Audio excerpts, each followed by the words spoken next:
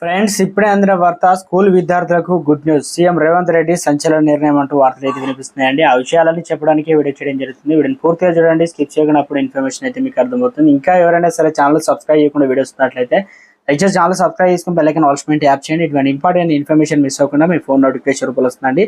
చాలా మంది చూస్తున్నారు కానీ లైక్ చేయడం లేదు. దయచేసి లైక్ చేయండి. ఇన్ఫర్మేషన్ అందరూ రీచ్ చేసిన వారు అవుతాం. మనం హైదరాబాద్ డిఓ గురువారం అనగా నగరంలోని ప్రైవేట్ స్కూల్లో కీలక ఆదేశాలు జారీ చేసింది. యూనిఫామ్లు, షూలు, బెల్ట్లు అమ్మకాలపై నిషేధం కూడా విధించినట్లు పేర్కొన్నారన్నమాట.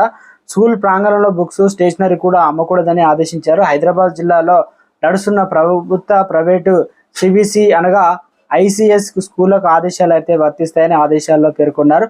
ప్రైవేట్ పాఠశాల నిరంతర పర్యవేక్షణకు మండల స్థాయి కమిటీ కూడా ఏర్పాటు అయితే చేయనున్నట్లు అధికారులు ఆదేశించారు.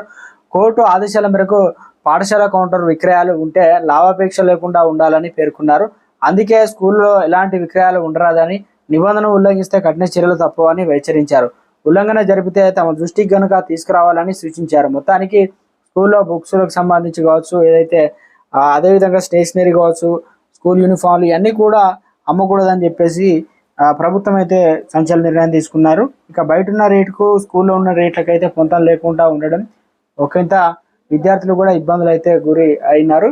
తల్లిదండ్రులకు బరువుగా భారం మారింది. ఇక ఫీజులు ఇలాంటివన్నిటిని కూడా ఇక్కడనే కొనాలని చెప్పేసి కండిషన్లు కూడా ఉండేవి. ఇప్పుడు ప్రస్తుతానికి ఈ చర్యలు తీసుకోవడంతో కాస్త ఊరట